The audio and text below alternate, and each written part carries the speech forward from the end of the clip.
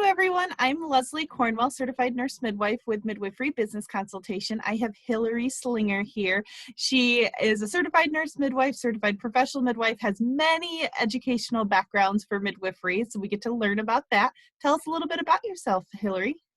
So I started attending births as an apprentice midwife in 1980, and I did go through many educational routes. I actually was a direct entry midwife before there was NARM, before there was MEEK. I became a licensed midwife in New Mexico in 1982. I became a certified nurse midwife 20 years later using the New York process. I then went and got a master's in midwifery from Philadelphia University. I've had many different titles in front of the word midwife, but through it all, I'm a midwife. And I'm very curious what most people be like, okay, I've got 1 degree, I'm done. Hillary, what made you evolve from one step to the other? Like, what was the thinking? Some of it was about legality. Some was the changing milieu of midwifery. Some of it was changing my geographic location. It's also tied into my struggles with New York State. And that's a very much longer political discussion, which we can have another day. But when in 1993, when New York State recognized direct entry midwifery, the CM was not even in existence, and the assumption of those in the direct entry community was that they would be recognizing the CPM, which they did not do. And so I took on New York State, and it took me a number of years, but I got them to recognize my direct entry education and to allow me to sit for the ACNM exam. Oh my gosh. So that's how I became CNM, and there were, somewhere between 12 and 15 people who followed after me and used that, the New York exception between 2002 and 2010. But I've also lately been very involved in midwifery education. And when I did my master's at Philadelphia University, one of the courses that I took as an elective was midwifery education. And through that process, I designed a course specifically for CNMs who were interested in home birth practice. I actually did my critical inquiry thesis at Philadelphia on looking at the education of CMs and CNMs with regard to home birth. And what I found is that most programs do not have extensive education for people who want to open independent practices. Yeah, and that's how you and I are very passionate together. We are very similar on that mindset. I noticed it as well. And so a lot of folks come out and they've really been trained to work within a hospital or clinical setting, but are at sea if they want to open an independent practice. So I designed a course. I've been teaching it since 2009. And mine is more extensive than yours. I think I think we'll let people know that, on my practice, I started 6 months ago, a home birth course, but yes, I would love to compare our two home birth courses. So if anybody is looking, what one makes more sense for them. So definitely talk about yours, Hillary, and then I'll talk about mine. Right. So mine really is a class. It's a 6-week or half semester class. And actually, I live in Albuquerque, and there is a nurse midwifery program at the University of New Mexico, and some of the students from there have utilized my class as a course within their program as an independent study course. And I have somebody doing that right now. It really delves into why home birth, the safety of home birth, the history of it. It looks at setting up looks at international studies, US studies, looks at the legal status state by state for CNMs and CMs, looks at setting up guidelines. What's the difference between protocols and guidelines? What does it have to do with standards of practice? What is the community standard? And so I do have folks who just take the first 2 weeks, which would cover those 6 subjects. And then there are people who want to open a practice and they delve into looking at practice structure. Do you want to be a solo practitioner? Or do you want a partnership or a group practice? What are the advantages and disadvantages of each? How do you do an assessment of your own community? Are you needed? I think that's very similar to, so my course is 8 hours and it's more of the business side, the details. Like I consider it more for like an experienced midwife, has some experience with birth centers, home birth.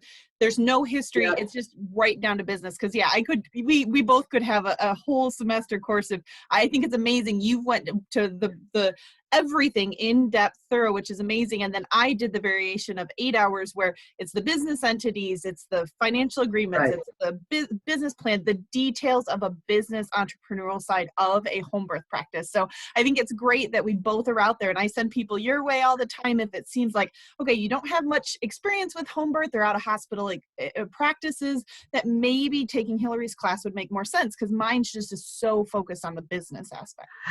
And I do cover the business aspect. I have people put together a business plan, but I think you're more in depth with those things. Yep, I do tax strategies, and I do a lot of the budgets, the like you said, the business entities. I go into details, the tax side and the tax deductions, and getting capital funding. Like I go really in details the business side. So yeah, I think that's where we complement. Right. I could see somebody taking my class who hasn't ever been involved in a home birth practice or a birth center practice, just for getting the broad overview. I talk about things like how do you write letters to consultants? How do you look for not only where is your transfers and referrals and collaborations going to be in terms of obstetricians, but who else might you be collaborating with? Perhaps it's going to be other practitioners like acupuncturists or chiropractors, knowing the pediatricians in your area, the perinates. Where's the best place to send people for ultrasounds or mammograms? I know that within my own practice, the older I got, the more that I started seeing menopausal women. And I have a wonderful relationship with a compounding pharmacy because I started seeing women who wanted natural hormone therapies. Yeah, so, building those resources and relationships are so huge, and that's part of any business. Or even if you're employed in a hospital, it's not as much what you know, it's who you know. So yes, those are very important skills. Very important skills. And then in this era of information, and there's good information, but there's also not such great information. And so I do talk about things like information for clients. Also, how do you gather practice documents? What do you want to say about your practice? How do you talk about your informed consents? And I know this overlaps some with the business part of it, but it's also how do you present yourself to both your clients and to the community at large? How do you advertise your practice? Some about how do you situate your office space? So yours is definitely more the clinical side, and mine is like when you were talking about the collaborations, I'm like, oh, I've got strategies of how to buy a building to make a community center. And then when you were talking about, so it's interesting, they complement each other. Like I'm like, oh, I've got asset protection, you're talking about informed consent, I've got like this aspect. So I think they sound more and more like they'd be great complements of each other. I do think that that's so. I think that yours is totally for the person who has worked in that kind of practice before and who comes in with a lot of those resources. For folks who haven't, who do you even use as your assistants? What are your expectations of your assistants? What about education? Are you doing childbirth education, or are there people in your community who are? Are you doing breastfeeding consulting? Are you a lactation consultant? So then looking at what are those other What are those other services, pieces? if you're not offering them, who is the one? Yeah. And then how do you yourself do continuing education? So some people go, well, gosh, I'm used to doing that within a hospital setting and having it set up. So how do I access also courses? How do I access peer review when I'm not in that kind of setting? Exactly.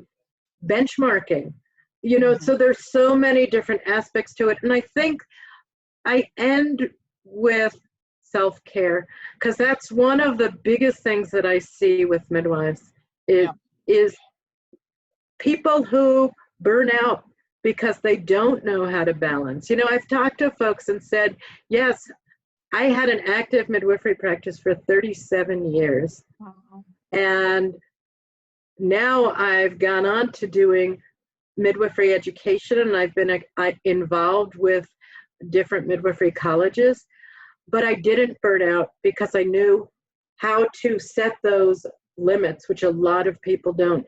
And it's really hard in a caring profession. It is.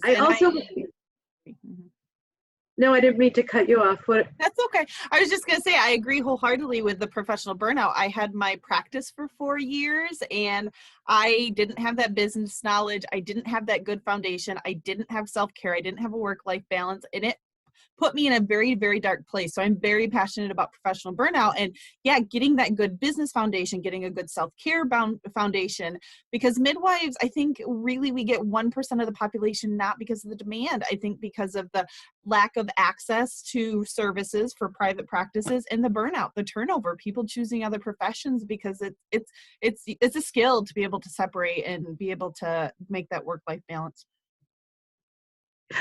When you talk about access as well, one of my passions is that midwifery should be accessible to everybody. And so when I had an active practice, I took TRICARE, I took Medicare, I took Medicaid, I took every insurance plan and was on their panel that I could.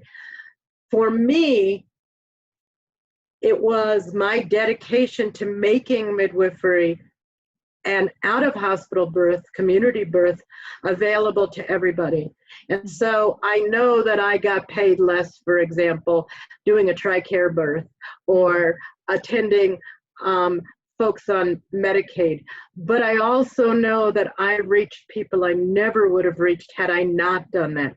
And so being able within your business plan to decide, well, gee, I am going, and your ratio of like how much Medicaid, how much TRICARE per delivery list. Like, I took Medicaid with mine, and in Michigan, there wasn't any birth center facility, so they had to choose cash for that. I had a sliding fee schedule. Medicaid didn't pay for out-of-hospital birth, so anything that was non-covered, I had the same thing. I had a special sliding fee schedule, but I also knew I wasn't going to make that 80% of my month because your numbers wouldn't add up. So that's part of those skills of starting your own private practice. Whereas in New Mexico, where home birth is a covered service, it is in our original Medicaid Assistance Division, which they call the MAD documents, and midwives are a covered service, and we worked really hard. And sometimes it is going to the legislature with it, because when Medicaid went from fee-for-service to being through managed care organizations, they balked at including independent midwives. And so we actually had to go to the governor and with a lobbyist to make sure that we kept what is now called the Birthing Options Program that still covers midwives. And so reimbursement rates are actually not unlike those for some of the private insurance companies with Medicaid in New Mexico, and it's really state by state. And so some of it, even knowing that you can access the payment codes, the payment lists for the various CPT codes online, and even for the HCPCS codes, and folks don't know that you can do that state by state. There's so many great resources out there. I would love to end with your last project you're working on. You really excited me when you were talking about in Florida. If you want to tease with a little bit of what you're working on in Florida, I think it's so exciting. So I've been working for a MEEC accredited CPM college, and I did that for 2.5 years in Wisconsin.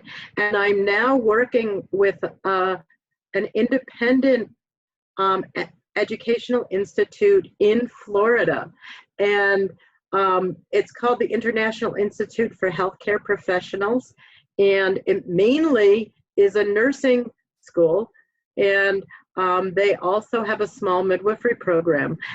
They have been overseen by the CIE, which is the Commission for Independent Education in the state of Florida, but are seeking national accreditation through MEEC, which, if people don't know, is the Midwifery Education Accreditation Council. And so I just started at the beginning of this month working on firming up their curriculum, working on really expanding what they're going to have to offer for potential midwives who want to become licensed midwives in the state of Florida and potentially in surrounding states as well. Well, I think it's amazing. We need more and more midwifery schools. You have such a unique skill set. I mean, having the educational pathway, being part of, in your past career, being an actual program director, I mean, you have so much knowledge to bring to the table. So how could people get a hold of you if they have questions or want to access your online course you have? So they can write to me at hillaryschlinger@gmail.com. And I'm going to spell that because I do have an unusual name.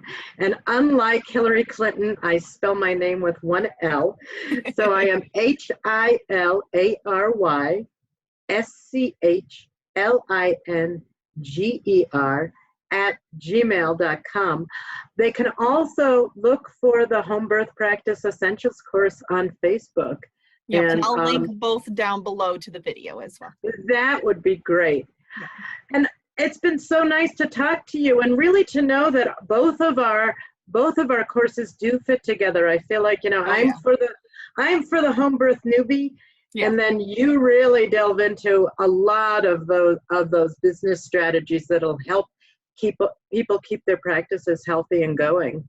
Yeah. I definitely, the last few years have focused on business. Like I found how much I lost in taxes and deductions for my past practice, like how many women more you can serve by knowing these, I call them games. Like it's these laws out there that most business owners don't realize we have access to. So my goal is to help midwives, and like, I want you to have a successful practice. You're already given amazing care. Let's let you keep more of your money you're giving to the government. You don't necessarily have to give. So yes, I'm a big passionate person of like, let's use the system to our advantage. I think there are a lot of myths out there that, people call it a hobby. Well, it wasn't a hobby.